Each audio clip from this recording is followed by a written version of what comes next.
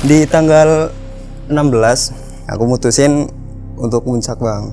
Singkat cerita sampai di perkebunan warga, aku tuh ngeliat kakek-kakek, ya orang agak sepuh lah gitu. Dia setelah melihat aku tuh dari posisi dia lagi nyangkul, tuh langsung diem bang, istirahat. Dia negor bang, mau kemana? Kok kayak buru-buru banget gitu. Awas ntar kamu kena tulah gitu.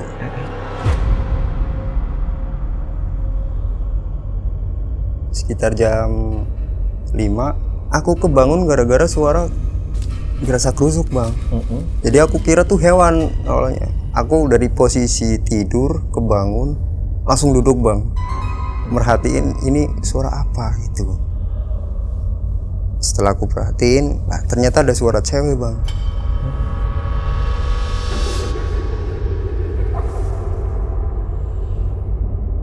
Singkat cerita, aku kenalan bang, namanya Dewi. Nah, aku tanya-tanya kan sambil jalan, emang bener-bener sendiri? Iya kak, sendiri. Lagi ngobrol, terus diem bang, tiba-tiba diem terus bilang, ini kalau abadi di Gunung Selamat enak nih, tenang gitu. Setelah aku masuk, salam kan. Jadi aku lihat ibunya tuh apa ya, matanya tuh kayak bekas orang ini bang, nangis lama gitu bang. Mulai nih agak serius obrolannya bang. Jadi tuh selama Mbak Dewi pulang dari gunung bang, dia sifatnya berubah 100% bang.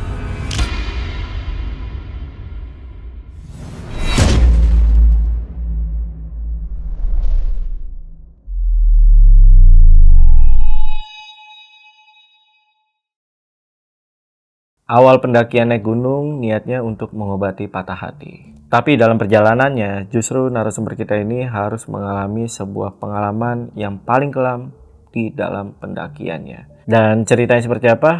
Kita tanya aja langsung sama narasumbernya, namanya Mas Wawan. Mas Wawan, apa kabar Mas? Baik. Baik ya? Ya, alhamdulillah. Baik. Oke, jadi Mas Wawan ini adalah seorang pendaki guys, yang sudah mendaki Gunung Selamat ya khususnya. Selama 18 kali. Wah, gitu. Dan Mas Wawan akan menceritakan sebuah pengalaman pendakiannya yang gak terlupakan. Apa yang bikin sampai gak terlupakan? Jadi gini bang, yang mau saya ceritakan ini kan pendakian yang ke-15 dari ke-18-nya. Wow. Nah, kenapa nggak terlupakan? Ya karena di situ pengalaman yang paling kelam yang baru pernah aku alamin sepanjang aku mendaki Gunung Selamat bang. Ya sampai menimbulkan korban lah gitu bang. Sampai menimbulkan korban mas? Apa gara-garanya? Ya gara-garanya karena itulah apa yang aku lakukan sih bang. Cuman di sini aku mau menyampaikan ke pendaki-pendaki pemula ataupun senior ya buat ambil pelajarannya aja bang gitu bang. Oh, ada sebuah pesan yang mau disampaikan ya dengan cerita Mas Wawan ini ya. Oke. Dan aku udah dapat izin mas. Izin dari siapa nih? Ntar aku ceritain. Oke. Penasaran nih izin dari siapa nih yang dimaksud ya? Ya udah buat teman-teman juga yang penasaran, simak videonya sampai habis. Tapi sebelum itu seperti biasa kalau pengen jadi narasumber di Lentera Malam, kalian bisa langsung aja DM ke Instagramnya Lentera Malam atau bisa juga hubungi nomor WhatsApp yang ada di bawah ini guys. Oke, sekali lagi buat pasukan Lentera Malam yang penasaran sama cerita lengkap dari Mas Wawan, tonton video sampai habis dan tanpa basa-basi lagi. Saksi misteri kita mulai.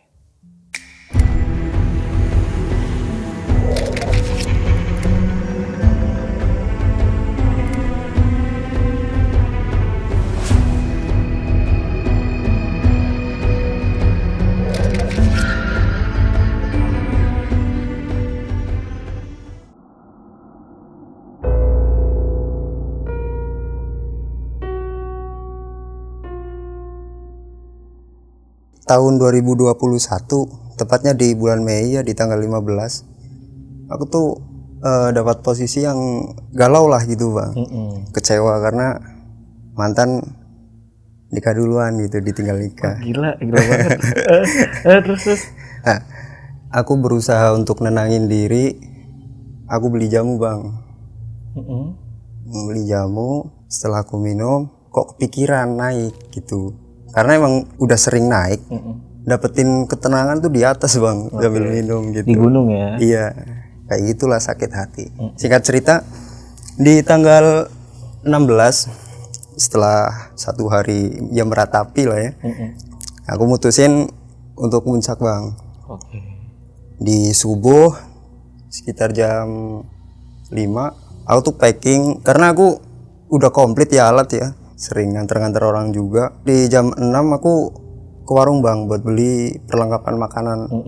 Di jam 7 aku langsung berangkat dari rumah, tepatnya di Desa Mejagong, Kecamatan Dadu Dongkal tuh ke Kecamatan Pulau Sari bang, di Desa Siremeng. Sendiri karena emang ya pengen sendiri aja gitu. Nah, akhirnya sampailah aku di rumah saudara. Jadi gini bang, selama aku mendaki di Slamet 18 kali ini, saya lebih sering naruh motor, nitip motor tuh di saudara gitu. Jadi karena emang saudara warga situ suka daki juga. Kalau di base camp kan bayar simaksi gitu bang. Kalau warga kan ya lewat jalur ladang aja gitu. Oke, akamsi. Iya. Singkat cerita sampai di rumah saudara tuh sekitar jam 8 lebih ya. Karena dari Mejagong ke Pulau Sari itu sekitar setengah jaman lah. Sampai terus masuk ke rumah biasa, salaman, ngopi-ngopi. Nah, setelah jam 9 saudara kegiatannya kan di ladang bang, karena petani. Akhirnya ya udahlah keluar bareng aja. Lagian aku jalan juga satu jalur itu dan kebetulan ladang saudara ada di situ gitu. Jadi mutusin buat bareng. Sebelum ujung perkebunan warga, aku tuh ngeliat kakek-kakek ya, orang agak sepuh lah gitu. Dia setelah melihat aku tuh dari posisi dia lagi nyangkul tuh langsung diem bang, istirahat karena ngeliat, merhatiin gitu.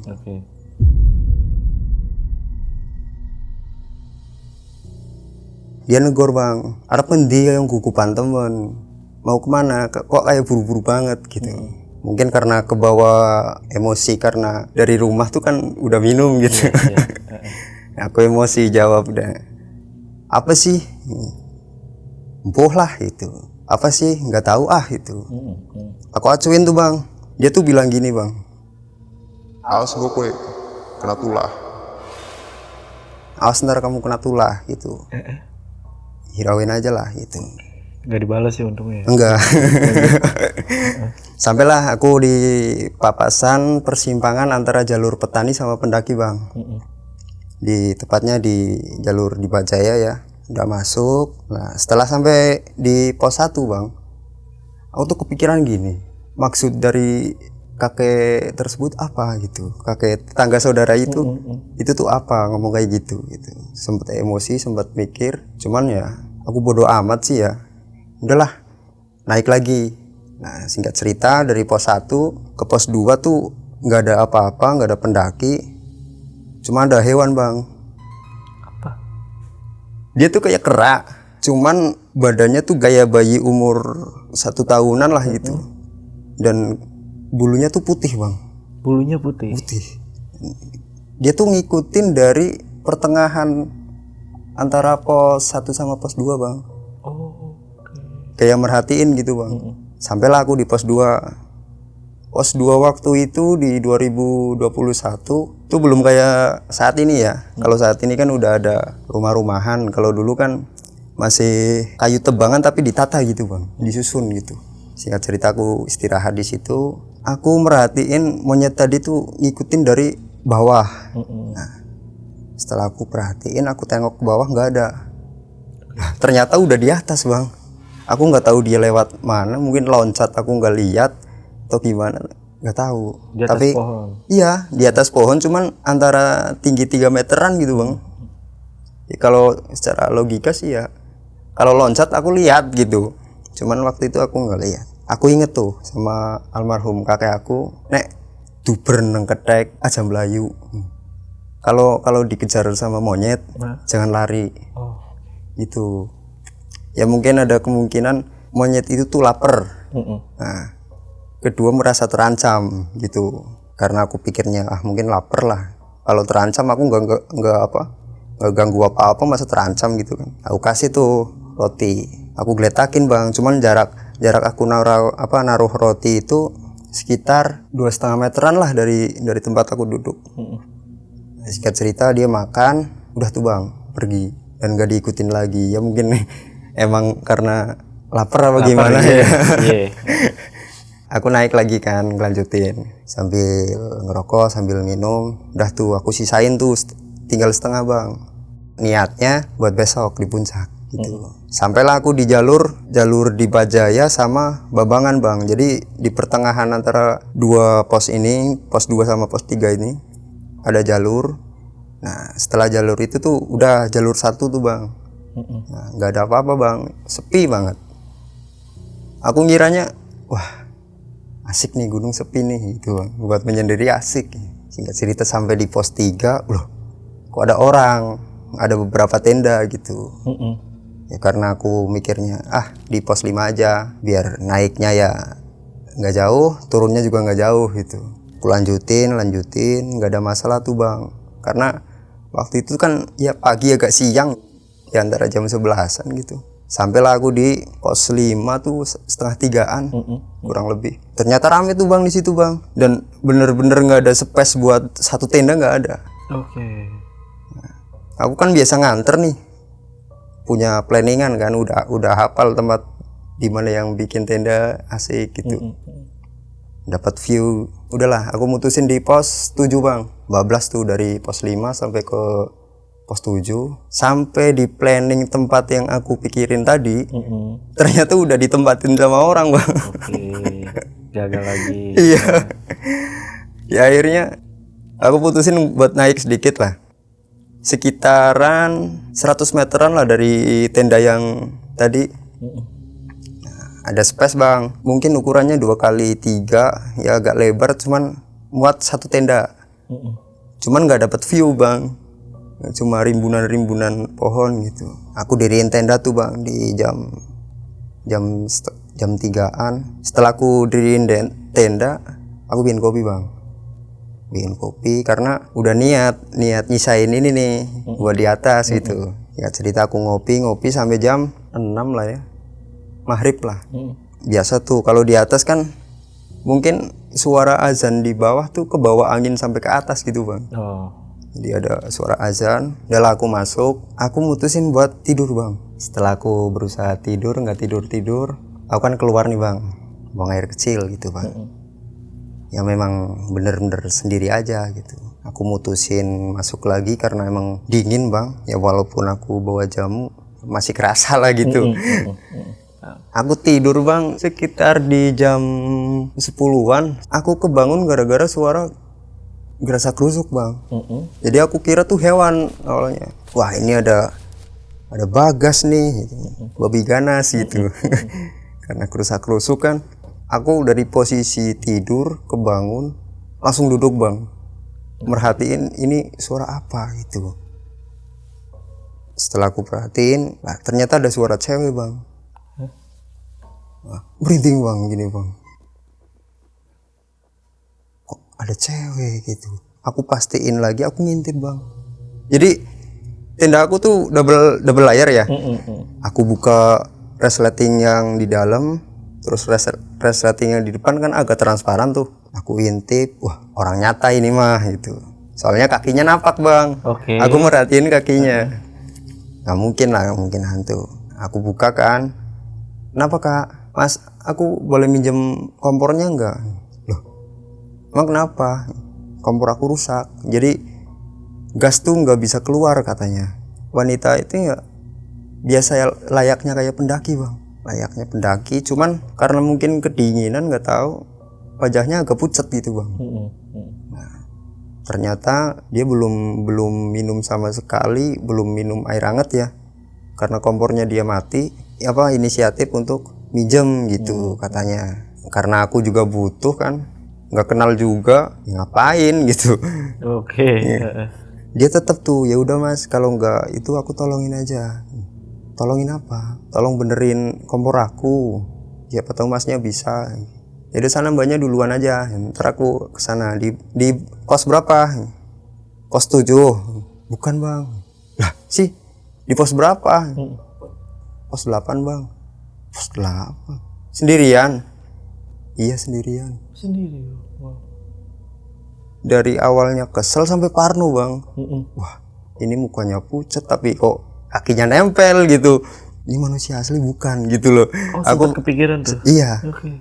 Nah setelah itu ya udahlah, karena aku emang liatnya kakinya nginjek tanah, aku putusin buat beresin nih yang tadi aku mau masak itu tuh, beresin.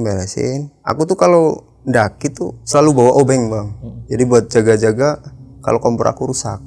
Aku bawa, karena aku udah hafal jalur, aku naiknya santai. Lah si cewek itu tuh udah naik duluan, katanya nunggu di pos 8 ya.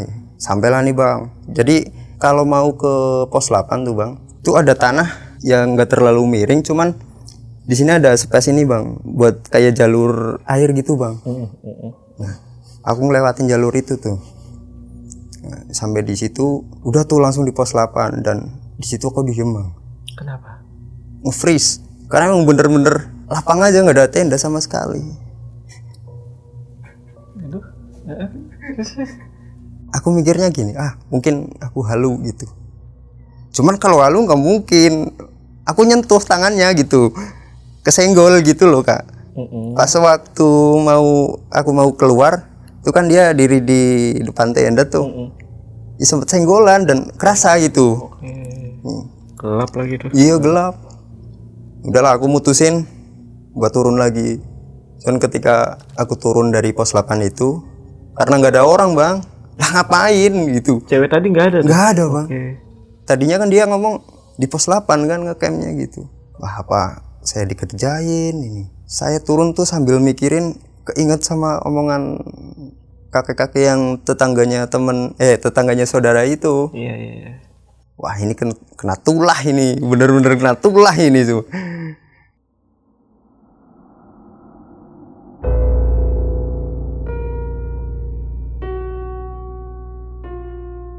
Sampailah di tenda aku tuh bang. Udah aku tidur tuh bang. Nah, di tidur aku ya biasalah nggak ada mimpi apa-apa. Di jam 4 aku kebangun karena aku nyalain alarm kan buat summit. Aku kebangun, ya udahlah aku makan dulu sarapan, bikin kopi, nyebat dulu santai. Karena posisi aku kan di atas di atas pos 7. Santailah deket ini. Singkat cerita di jam 5 lebih aku mutusin buat naik bang. Setelah aku naik nyampe kan di pos 8 tuh, aku mastiin lagi nih bang, ada tenda enggak gitu. Nah emang bener-bener di situ nggak ada tenda dan aku mikirnya wah ini bener-bener dikerjain nih bang gitu bang. Udah gitu kalaupun memang nyata harusnya balik lagi ya. Iya. Oke lanjut. Kok kenapa minta tolong tapi nggak balik lagi gitu bang. Singkat cerita aku udah cuek aja lah gitu.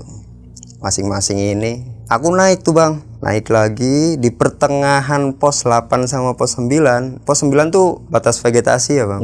Jadi udah batuan lepas. Aku lihat bang, nyempil tenda bang di bawah pohon edelweiss. Jadi tuh kemiringan tuh gini bang. Nah pohon edelweiss di sini, terus nyempil ada satu tenda di sini. Lah giliran aku samperin, lah kok kayak bayang semalam gitu. Aku tegur kan, kak, loh masnya semalam kok nggak kesini? Loh kakak kan bilangnya di pos 8 gitu. Aku udah sampai pos 8 nggak ada orang. Lah ini masih pos 8. Ya enggak, ini tuh di pertengahan pos 8 sama pos 9 gitu. Ya ternyata salah informasi bang, dia salah bilang lah gitu. Ya akhirnya aku minta maaf. Dia semalaman nggak minum anget ternyata bang. Waktu itu tuh pas aku mau summit bareng, mukanya udah pucat. Jadi kayak apa ya? Kalau orang mau hipotermia kan sininya kan apa ya, lebam biru gitu. Nah, itu udah kelihatan bang. Karena aku kasihan kan, ya udahlah bareng aja. Pakai kompor aku aja gitu. Udah tuh aku bikinin teh, diminum kan abis. Dia bikin sendiri, bikin kopi. Dan ya mungkin Gen Z ya, dia tuh bikin kopi cuman bukan kopi sasetan bang, jadi kopi gilingan gitu bang. Iya. Nah, kopi ngide. Iya. Ngide sendiri. Iya. Lah Repot. kok ngopi gitu. Selang berapa lama ya dia ambil rokok dari sakunya. Aku kaget, dia tuh hijab tapi ngerokok tapi tomboy gitu bang. Iya. Wah pantesan lah dia berani, karena ya emang tipikal orang yang agak tomboy ternyata. Karena nggak mungkin cewek sendirian berani ngecamp di situ sendirian tuh, nggak mungkin gitu. Nah, aku tanya-tanya kan sambil jalan, emang bener-bener sendiri? Iya kak, sendiri. Cuman aku tuh tadi di base camp dapet teman baru katanya. Jalan bareng tuh bang dari base camp bang. Nah, karena temennya tuh mungkin mikirnya ketinggian kalau ngecamp di situ, dia mutusin ngecamp di bawah di pos 5. Nah, akhirnya kekeh tuh si cewek itu tuh. Singkat cerita, aku kenalan bang, namanya Dewi. Udah kan kenalan. Nah ternyata orang situ juga, cuman di wilayah Purbalingga gitu. Sampai di puncak nih bang.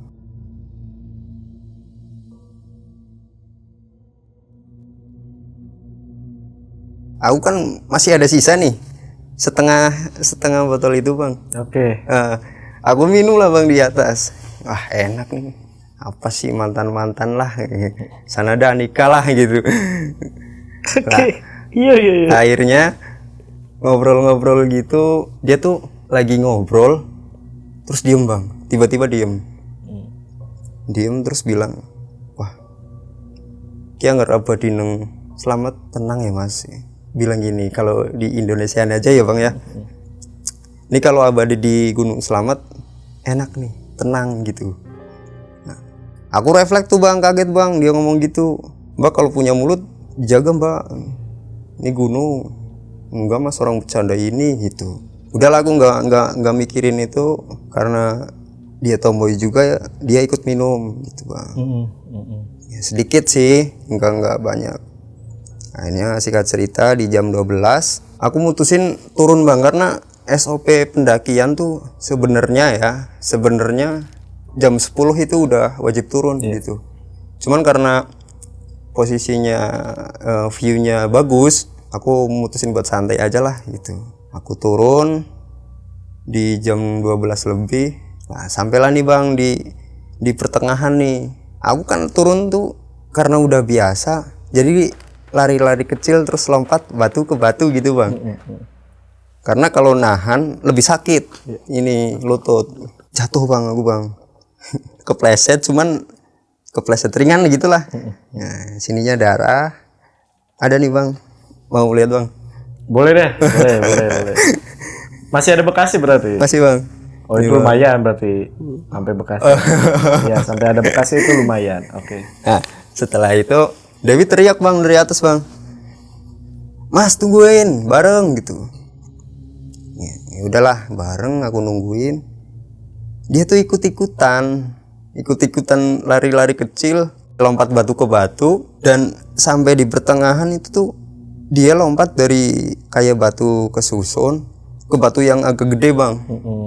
Nah, cuman posisi batu di Gunung Slamet tuh nggak ada batu yang bener-bener nyengkrem sama tanah tuh nggak ada, jadi batuan lepas semua bang. Loncatlah ke situ bang, jatuh kan, dia lebih parah, sakitnya lebih parah gitu timbang aku. Nah sininya lebam karena jatuh terkilir terus ke tindas batu gitu bang. Jadi sini kan berdarah tuh bang, sini bang, berdarah, lebam, nangis kan, aku tolongin bang. Ini sih bakal jadi perkara ini gitu bang, karena aku niatnya kan daki tuh buat seneng-seneng gitu, hilangin stres, kok malah dapat orang kayak gini gitu. Gak kepikiran juga kan awalnya. Ya udahlah aku tolongin lah, karena dia nangis kesakitan. Itu tuh udah jam 1 bang, posisi aku sama dia tuh udah sendiri di tengah-tengah antara puncak sama batas vegetasi itu bang. Aku turun pelan-pelan, aku papa, dia turun sambil nangis karena emang bener-bener sakit katanya. Normalnya kalau dari tengah sampai Pelawangan itu 25 menit lah.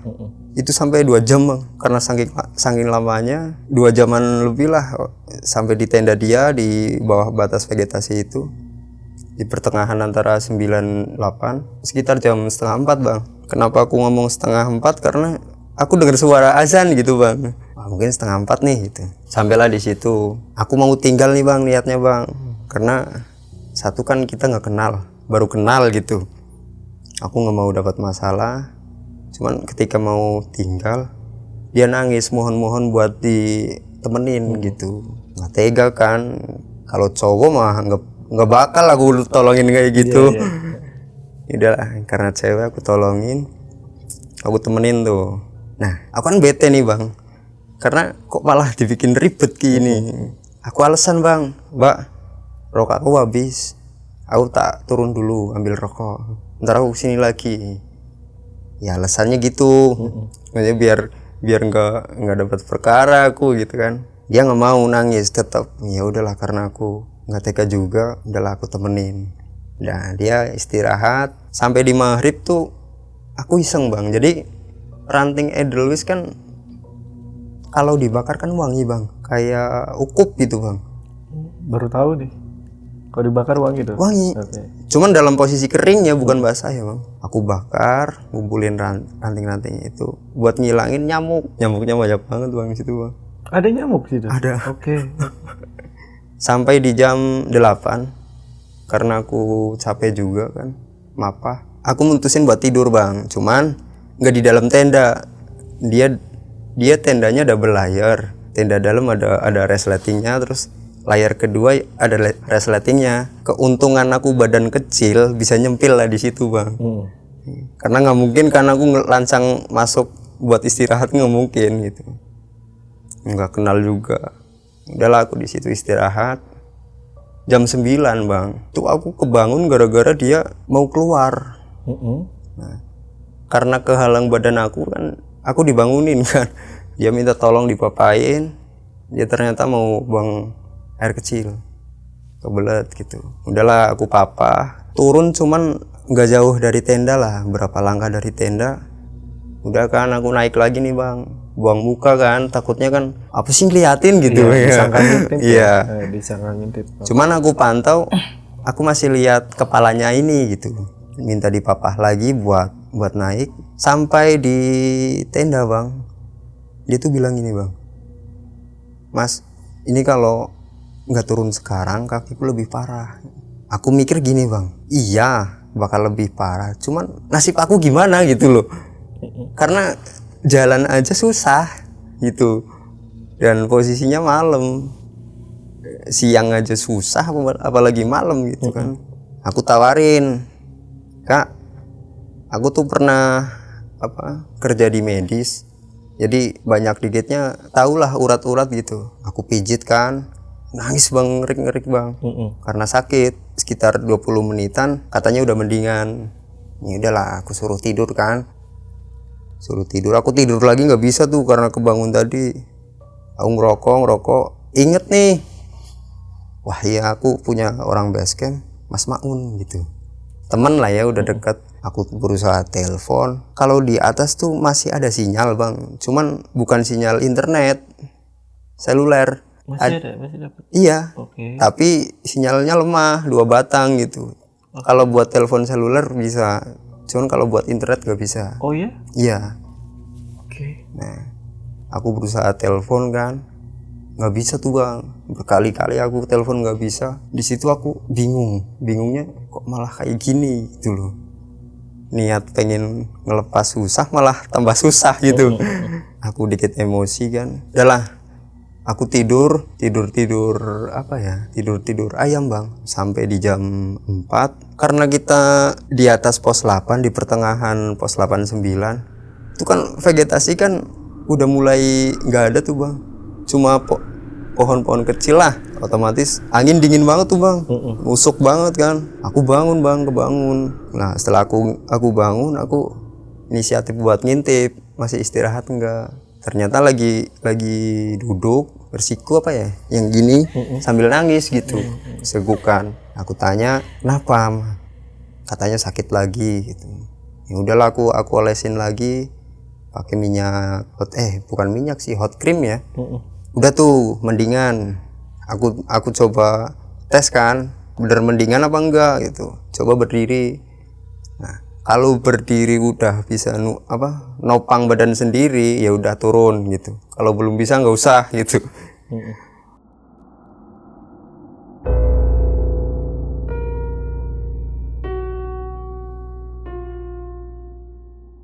Ya udahlah, singkat cerita aku beresin tuh, bantuin beresin tenda-tendanya, isinya aku masukin ke tas. Jadi tas dia tuh ukuran 60 liter gitu bang. Jadi seginilah ya, emang tas-tas buat solo pendaki gitu. Aku papah kan turun ke arah tenda aku, karena aku juga belum beresin tenda aku kan. Nginep di situ kan. Nah, sampai di tenda aku tuh sekitar jam 6-an bang. Kita turun dari jam 4:30-an, karena mungkin kondisinya Mbak Dewi ya kayak gitu, lama kan. Jam 6-an sampailah di tenda aku. Aku bikin kopi bang. Ngopi dulu lah, masih pagi ini kan. Cuman di tengah ngopi aku mikir gini bang, dari pertengahan pos 89 aja ke sini udah mau 1 jam lebih. Ini kalau turun sampai base camp sampai jam berapa gitu. Udahlah, aku buru-buru tuh ngejar kan. Sampai di jam 7 aku mutusin turun bang. Turun ya pelan-pelan, nggak ada kendala apa-apa. Ya cuman paling Mbak Dewi agak kesakitan aja gitu. Ya nangis, sepanjang jalan nangis lah. Loh sakit-sakit gitu. Nah, sempet sebel tuh bang. Aku omelin kan, ngapain ngikut-ikut. Aku omelin malah nangisnya malah tambah sesegukan gitu, malah jadi nggak enak aku kan. Di antara nggak enak, kasihan, sama sebel gitu. Sampailah di pos 1 tuh bang. Sampai di pos 1 tuh dia bilang gini bang, Mas, tolong anterin ke rumah gitu. Tolongin aku lah gitulah, minta mohon gitulah. Ya udahlah, aku lanjut lagi setelah itu. Sampai nih bang di Bukit Melogi Cinta nih bang. Nah di situ tuh udah jam 5 sorean bang. Udah sore kan, wih turun masa sehari ini. Biasanya 1 jam 2 jam, ini sehari gitu. Karena posisi gitu kan. Udah tuh aku istirahat di bekas wisata itu Melogi Cinta. Tiba-tiba Mbak Dewi tuh pingsan bang. Alhamdulillahnya nggak lama bang. Setelah pingsan itu aku mastiin kan, berdiri lagi bisa nggak gitu, kuat nggak, kuat ya mungkin dikuat-kuatin lah gitu, nanggung juga kan. Nah, sampailah di base camp bang, jam 5 lebihan lah. Karena dia simaksi kan, dia masuk tuh ke base camp, sedangkan aku kan tadinya kan lewat jalur warga. Nah aku nunggu nih bang di luar. Giliran dia keluar, dia tuh bilang tolong sekali lagi antar ke rumah gitu. Ya, cuman karena dia mohon nangis, ya udahlah aku luluh kan. Aku yain, aku antar sampai rumah bang, aku dimarahin bang. Jadi gini bang, desa dia tuh pelosok, cuman dia anak orang punya. Oke. Nah. Dimarahin sama siapa nih? Sama ibunya. Cuman pas gini nih bang, lucunya gini nih bang, rumah dia tuh jelesep di bawah. Aku turun dong pakai motor itu kan, boncengin dia kan. Ibunya tuh udah apa ya, kayak nyambut depan pintu gitu bang, jengkel, muka jengkel gitulah. Di depan rumah langsung dimaki-maki bang saya bang, ngapain ngajakin anak aku naik ke atas gitu. Bingung kan aku kan. Nah Mbak Dewi nyangkal, enggak, dia tuh yang nolongin aku di atas gitu, karena insiden gini dijelasin. Udah tuh agak reda bang, cuman mukanya masih sinis. Mungkin masih kebawa emosi ya, karena aku juga nggak salah. Aku berani ngomong lah, Bu, aku nolongin aja udah untung Bu, ini aku nggak mau sebenarnya sampai rumah tuh nggak mau, pasti bakal kayak gini. Udah Bu, aku minta maaf kalau aku salah, cuman serius aku bukan orang yang ngajak Mbak Dewi ke atas gitu. Udahlah, karena salah paham ya udahlah, maaf-maafan kan. Langsung baik tuh bang, karena tahu aku yang nolongin kan, bukan aku yang bawa. Aku diajak ngobrol, dibikinin kopi, yang ngobrol lah di atas, kenapa insidennya gimana gitu bang, cerita. Nah, di jam 9 malam bang, aku kan mau mutusin buat pulang, cuman karena di pelosok kan nggak ada angkot jam segitu bang. Angkot di sana tuh bukan kayak angkot di kota-kota ya, angkot di sana tuh angkotnya mobil tapi mobil bak. Tadi kan pakai motor. Pakai motor si Dewi, bukan motor saya. Mau balik lagi ke rumah saudara. Ke rumah saudara ambil motor saya gitu. Oke, paham. Nah, singkat cerita dilarang kan karena udah pasti nggak ada mobil. Ditawarin lah sama kakaknya bang. Jadi dia tuh, ibunya Dewi tuh punya anak yang pertama laki-laki. Ya, si Dewi tuh paling bontot lah, paling disayang lah gitu. Makanya ada apa-apa langsung marah kan. Udahlah, aku luluh kan buat nginep di situ. Dan posisi nginep ya aku tidurnya di luar lah, nggak mungkin di dalam, di ruang tamu. Sampai subuh aku bangun tuh. Aku bangun setengah 5, aku mutusin buat kamar mandi bang. Sampai kamar mandi tiba-tiba gini bang, merinding bang sini bang. Kayak ada yang apa ya, nyentuh rambut gitu bang, kerasa lah gitu. Wah apa ini, buru-buru kan, buang air kecil aja buru-buru gitu, takut ya.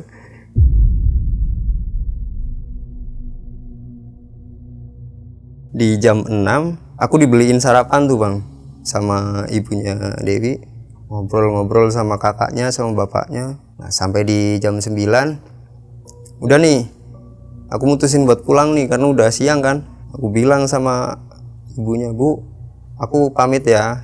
Hah? Pamit? Ntar dah. Dilarang bang, aku mau pulang tuh nggak boleh karena nggak bawa apa-apa gitu. Umumnya orang desa kalau bertamu pulang pasti bawa gitu. Oke, paham. Ya, singkat cerita sampai jam 10 karena ditahan-tahan tuh. Nah, tiba-tiba ibunya Dewi tuh keluar dari dapur ke ruang tamu, ya bawa kresek roti lah gitu, roti yang bulat gitu. Udah tuh aku pamitan sama bapaknya pertama, bapaknya, kakeknya. Setelah aku mau pamitan sama ibunya, Dewi tuh bilang gini bang, mas makasih ya, udah aku udah ngerepotin kayak gini, aku makasih, aku minta maaf gitu. Aku tenang, udah tuh aku nggak pikirin apa-apa bang, ya normal lah biasa. Udah aku saliman, terus aku salaman juga sama Dewi, ya udah sama-sama lah, semoga cepat sembuh ya gitu. Pulang diantar sama kakaknya, aku pulang kan ke ini bang, ke rumah saudara, karena motor kan di tempat saudara kan. Dan aku ketemu sama tetangga saudara aku yang kakek-kakek itu bang. Dia ketemu aku nggak bilang apa-apa, cuma senyum kayak ngerti gitu, ngapa ini ya. Cerita udahlah biasa, aku ngopi-ngopi lagi di tempat saudara. Aku pulang tuh bang jam 12. Nah, sampai di rumah biasa istirahat, capek kan, tidur seharian lah biasa gitu. Setelah 2 hari aku tuh mau nyuci ini bang, nyuci jaket. Aku coba cari-cari di saku kan, takutnya ada yang nyelip apa gitu. Ternyata ada bang, kartu yang buat identitas itu kerja. Nah itu punya si Dewi, dan aku nggak tahu dia nyelipin ke jaket aku tuh kapan, aku nggak tahu gitu.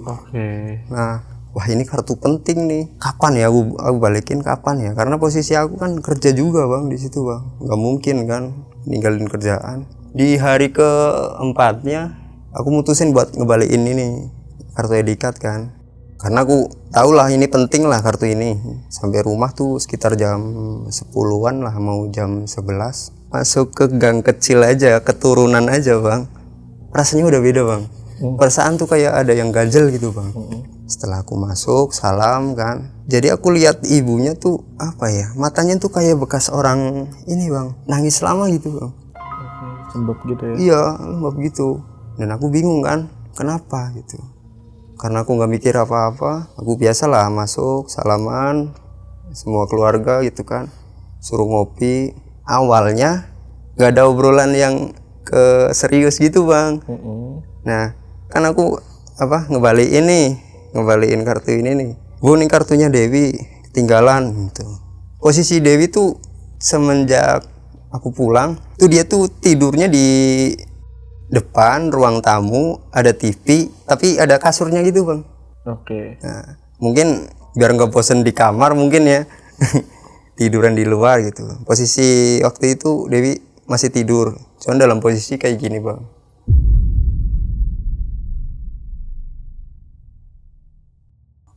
Posisi duduk sambil kakinya tuh lurusin. Oh, Mas Wawan tuh ngeliat tuh ada Dewi Iya, lagi istirahat lah istirahat, gitu ya.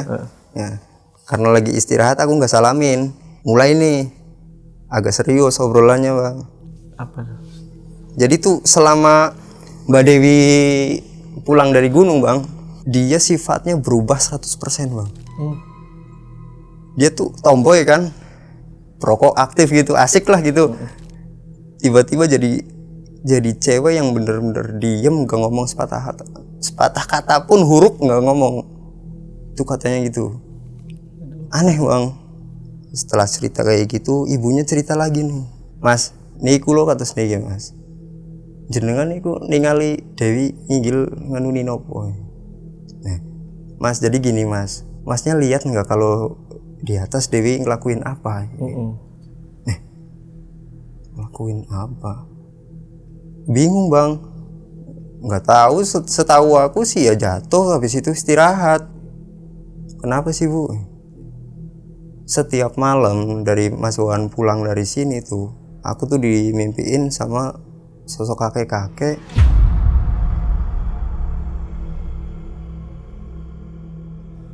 Tapi pakai ikat kayak Bali tapi modelnya belangkon gitu bang katanya. Nah, rambutnya tuh panjang, agak hitam putih gitulah, baju putih, celana putih. Di mimpi dia baunya kayak wangi. Cuman dia bilang kayak gini, apa sih ngudu hake aja dicukut waktu gue dibalik nak.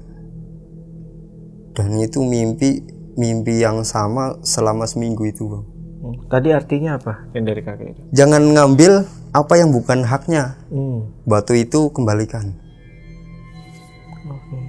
Ya bingung lah orang-orang rumah, batu apa gitu. Mungkin kalau 1-2 kali bisa dianggap bunga tidur lah ya. Cuman kalau sampai seminggu mah nggak lucu gitu. Dan itu yang dimimpiin ibunya sama bapaknya. Dengan posisi ucapan yang sama, intonasi yang sama, sosok yang sama itu bang. Bingung kan semua karena ngobrolnya keras. Dewi kebangun bang. Kebangun dia langsung lihat ke aku, cuman kayak tatapan orang heran gimana sih bang? Gini bang. Gitu. Karena aku lihat kan, aku salamin dong. Belum salaman nih aku nih. Emang bener bang, dia diem, nggak ngomong sepatah kata. Bahkan ya maaf nih, aku lihat piring isi nasi, isi lauk ada 3, nggak dimakan semua bang. Dari aku pulang sampai aku ke situ lagi katanya belum makan bang. Hah? Serius. Dan itu masih hidup, belum makan, belum minum, belum kencing, belum buang air besar, bener-bener diem. Dan terakhir kata dia interaksi sama aku tuh, aku tenang. Itu doang. Udah habis itu nggak ada sepatah huruf pun nggak ada. Udah singkat cerita sampailah di jam 2 nih bang. Kan aku habis ngerokok nih bang, rokok habis terus kopi habis kan otomatis wah pulang lah gitu kan. Aku pamit pulang lah ke belakang. Nah, sampai di belakang Dewi tuh masih punya kakek, nenek dan adeknya nenek gitu. Jadi neneknya ada 2 gitu. Nah, aku pulang ke belakang, salim biasa, dibawain lah bang 1 kresek itu bang cabe, hasil dari kebon gitu. Nah sampai di depan kan posisi kan orang tuanya masih di depan nih di ruang tamu nih. Aku salim lah sama bapaknya dulu, terus sama kakaknya, giliran sama ibunya bang baru kayak gini bang, belum nempel. Dewi tuh langsung ambruk bang. Aku pikir pingsan. Setelah mau disadarin kok nggak bangun-bangun. Nah dicek sama bapaknya nih, urat nadinya dan itu meninggal bang. Hah? Segampang itu, nggak ada apa, langsung meninggal. di situ. Dan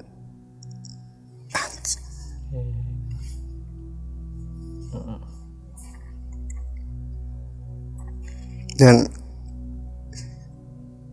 apa ya, aku lihat tuh bener-bener di depan mataku bang. Ya jadi gini aja lah, aku mau pamit nih, udah lega nih hati nih, udah nggak ada urusan dong dari aku yang nolongin itu kan, udah clear nih. Tapi kok malah kayak gini gitu loh, kok pas gitu momennya tuh pas. Aku heran dia nggak sakit nggak apa ya, cuma kakinya doang lebam gitu ya. Dari posisi duduk dia kayak ngelamun gitu, habis itu ya kayak gitu jatuh pingsan bang. Awalnya aku kira pingsan nih, ya itu ya. Sorry ya bang ya. Nggak apa-apa. Oh tapi dia kalau misal lagi ngumpul gitu masih gitu ya? Masih bang. Masih ngumpul, cuman duduk diem aja gitu ya? Oh.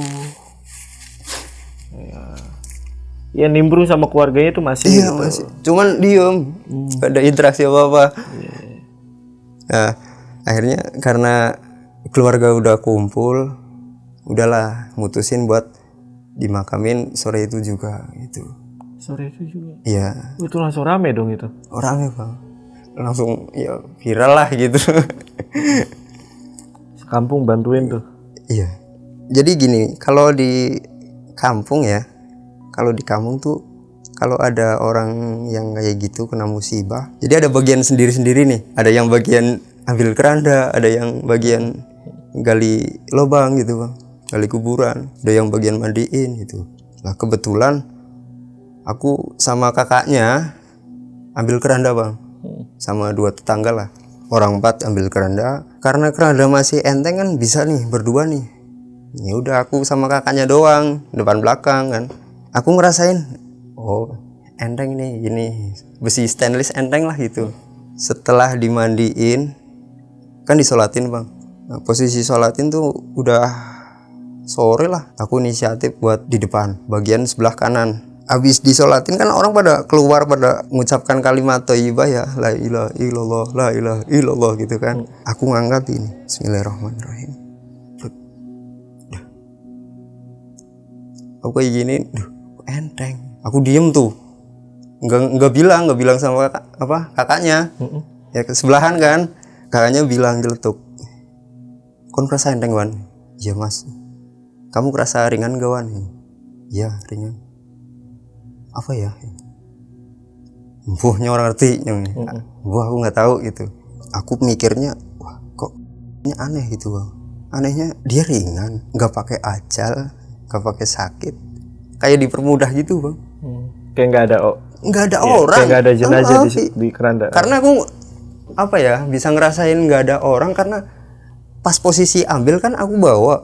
Nah aku ngerasain entengnya tuh, berdua tuh enteng banget lah. Lah giliran ada jasadnya almarhum masih sama enteng. Ya mungkin apa ya, itu kuasa Allah lah ya, aku nggak tahu lah ya. Orang kan di dunia kan berkedok bang. Tampang preman ternyata hatinya deket sama Tuhan, itu kan nggak tahu kan. Betul. Udahlah aku ambil positif aja ya, mungkin karomah dari Tuhan. Setelah itu kan biasa tuh kalau di kampung orang pada tahlilan bang. Setelah pemakaman itu habis isya pada ngaji, kumpul kan warga-warga ngaji. Karena aku di situ kan jadi orang yang kayak orang penting ditanya wartawan gitu bang. Jadi di atas tuh ngapain gitu. Oh ditanya-tanya. Iya ditanya-tanya. Iya. Wah, nggak tahu kan. Karena aku risih ya udahlah, aku selesai tahlilan itu aku pamit langsung pulang gitu.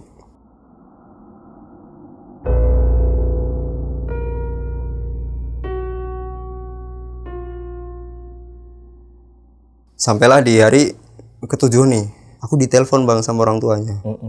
Ya udahlah sekalian sama nuju hari kan, aku bawa peci, sarung, ya buat ngaji gitu bang. Karena aku nggak tahu nih di telepon nih ada apa nih, nggak tahu nih. Singkat cerita sore aku kesana lah bang, disambut lah ya. Aku sampai rumah disambut, ya kayak udah saudaraan aja gitu. Disuruh duduk nih bang, cuma bertiga. Itu di belakang, di bekas kamarnya almarhum. Jadi tuh gini bang, kalau di kampung setelah 7 hari tuh pakaian almarhum yang bekas dipakai itu dibersihin. Oke. Katanya pas proses waktu pembersihan itu ibunya nemuin satu batu bang. Nah dia tuh ngasih batu gini bang, dia bilang ya mungkin ini batu yang diambil sama anak saya gitu. Nah aku minta tolong buat ngebalikin ke tempat asalnya gitu bang. Ditanya kan, aku ditanya sama apa orang tuanya kan, ibu bapaknya kan, di kamar lagi gitu, kayak interogasi polisi aja gitu bang. Kamu lihat nggak diambil ini? Jadi batunya tuh kayak batu giok bang, batu giok, cuman ada corak putih. Jadi batu segini nih bang, samping ini putih, ini giok. Jadi kalau kena sinar, terus dibawa ke tempat yang gelap, nyala bang.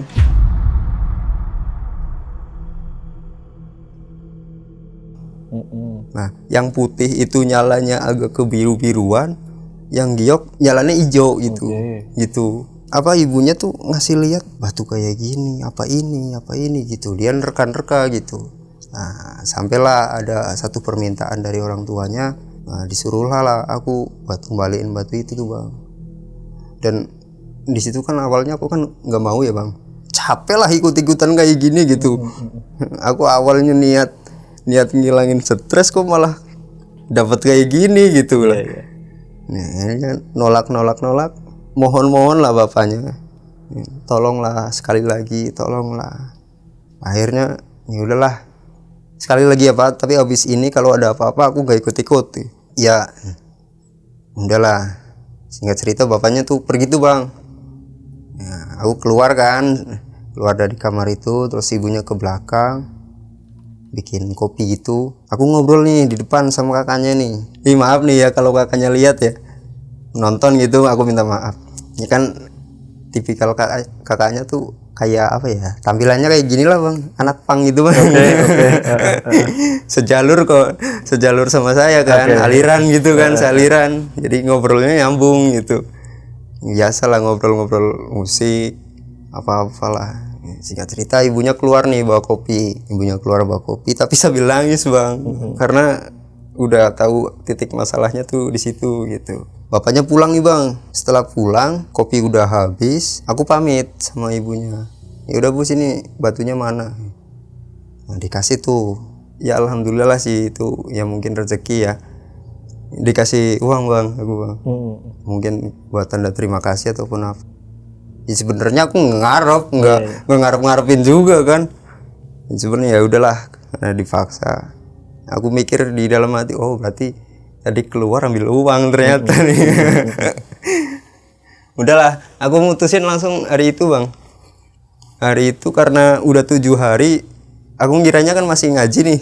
Jadi masih dalam posisi aku bawa sarung, bawa peci, cuman pakai celana gitu. Ya udahlah sekalian lah, aku pakai peci kan, sarung aku iket-iketin gini.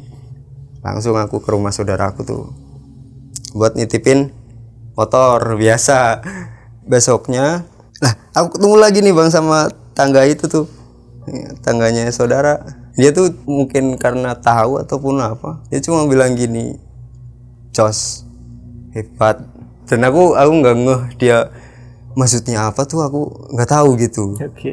Bahkan saudara tuh bingung gitu, apa sih teka-teka "Cos hebat ya", apa sih datang bilang gitu.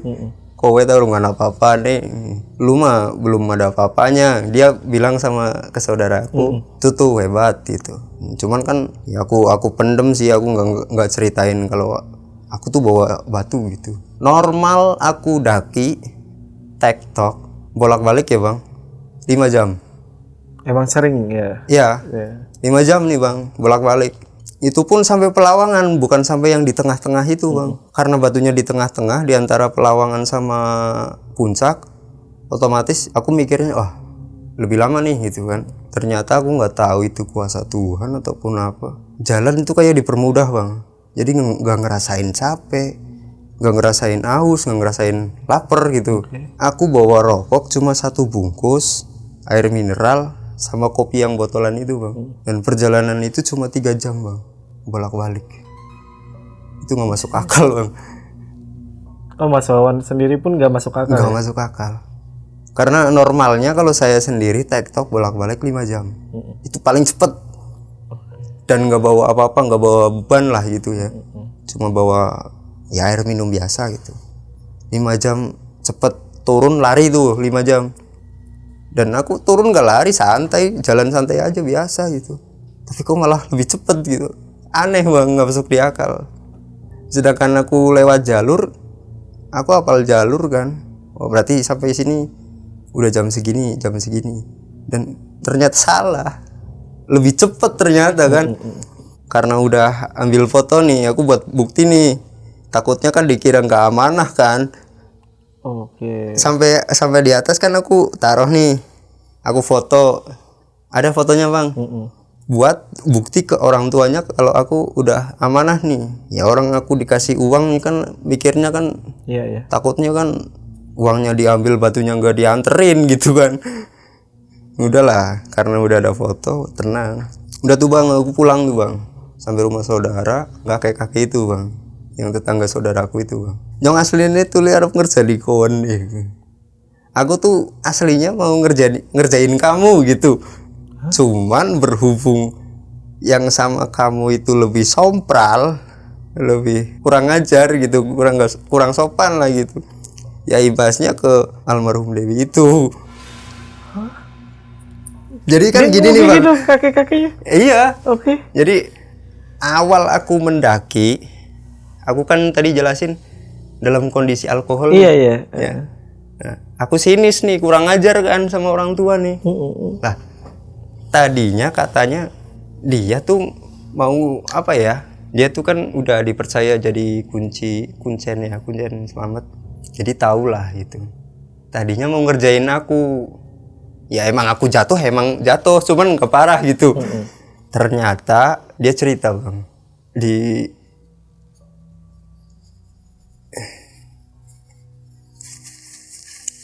pertengahan waktu turun, almarhum Dewi itu kencing bang sebelum buang air kecil. Tapi di posisi itu bang, di posisi di tengah-tengah antara puncak sama batas vegetasi. Karena urban legendnya kan apa ya, aja pernah nguyuh, aja pernah ngising suwisnya posanga gue wis daerah kerajaan gitu. Jangan pernah kencing, jangan pernah berak di atas pos 9 karena itu udah jalur kerajaan. Mitos ya? Iya, Kepercayaan. dan itu dipercayai bang. Cuman ya asumsi orang-orang kan beda-beda bang.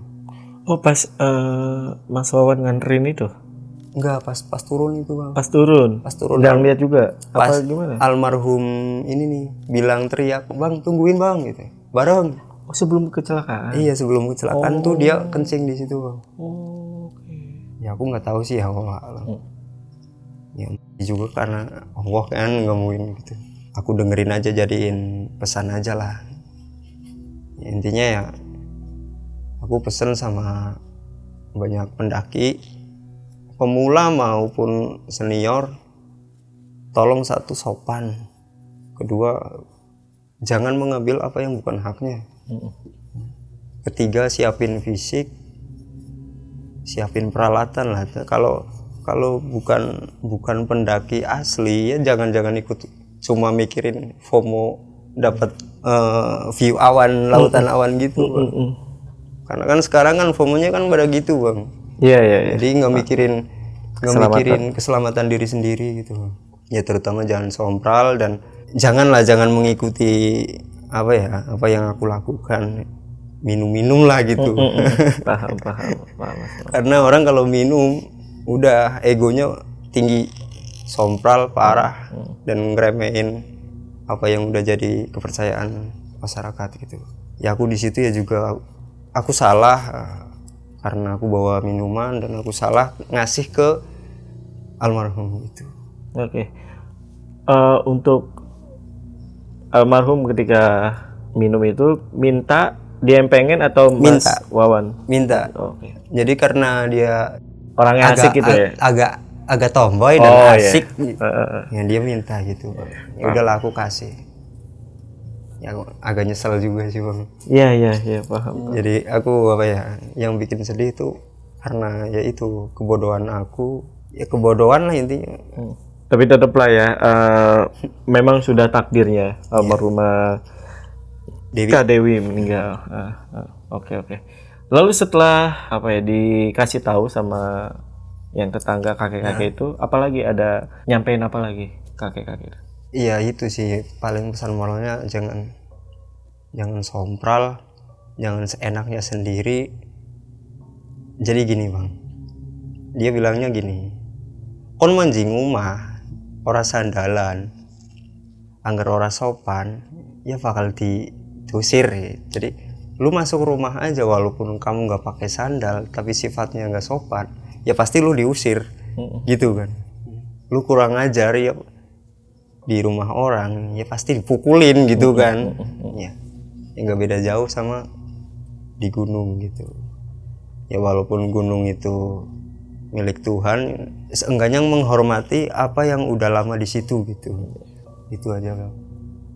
Jadi ya buat para pendaki ya jangan mengikuti kebodohan kayak gini lah gitu. Iya. Oke, sebelum masuk ke pertanyaan itu tadi yang mau disampaikan ya dari awal Mas Wawan kesini dan bercerita tentang pengalamannya guys. Jadi Mas Wawan ini nggak pengen ada pendaki-pendaki yang sompral, yang ngambil sesuatu Bukan di atas haknya. gunung, ya dan sebagainya seperti yang diceritain sama Mas Wawan. Oke, Mas Wawan, aku pengen tanya deh, tujuan dari almarhumah Dewi ke gunung, naik gunung itu apa? Sempat dikasih tahu nggak? Oh, sempat cerita almarhum ya sebelum meninggal di atas. Kita kan sambil minum-minum dia sambil curhat cerita gitu Bang. Jadi ya pengen naik aja gitu. Karena dia juga basicnya kan pendaki Bang. Jadi udah ya Triple S, Sindoro Sumbing, Selamat, udah sering lah gitu. Sendiri juga? Sendiri dia. Nah, makanya dia orang yang asik tuh, cewek berhijab ngerokok tapi tomboy gitu. Terus sampai sekarang Mas Wawan pernah ada komunikasi lagi gak sama keluarga? Kalau sama keluarga deket banget Bang. Jadi Oh jadi dekat? bahkan sebelum kesini ya keluarga main ke rumah, ngingetin lagi, sampaikan apa yang harus disampaikan, buang yang buruk, ambil yang baik gitu Bang. Jadi nyuruh jadiin anak aku itu buat pelajaran orang-orang gitu. Oh gitu? Iya. Oke. Intinya seperti itulah. Ini aku penasaran, apakah di mimpi ibunya almarhumah yang didatangi sama sosok kakek itu sama dengan tetangga saudara Mas Wawan? Iya. Jadi kalau perumpamaan ini saya nggak ngelihat langsung ya katanya. Kalau katanya dengan apa yang disebutkan ya agak mirip-mirip lah ya. Cuman kalau aku boleh bilang ya enggak lah, Bukan lah ya. Bukan ya. Ya itu bunga tidur aja lah. Iya. Ya. Bunga tidur aja. Atau ya satu peringatan yang memang tidak bisa dipikir secara logika lah. Nah, karena kebetulan banget gitu ya. Oke, Mas Wawan, terima kasih Ya, udah sama-sama. sharing ceritanya dan salam untuk keluarga almarhumah Kak Dewi. Iya. Ya, semoga sehat selalu ya. Amin. Dan tersampaikan apa yang mau dipesankan. Oke. Untuk video kali ini gue rasa cukup. Gue Jamal dari Lentera Malam dan Mas Wawan izin pamit. Bye.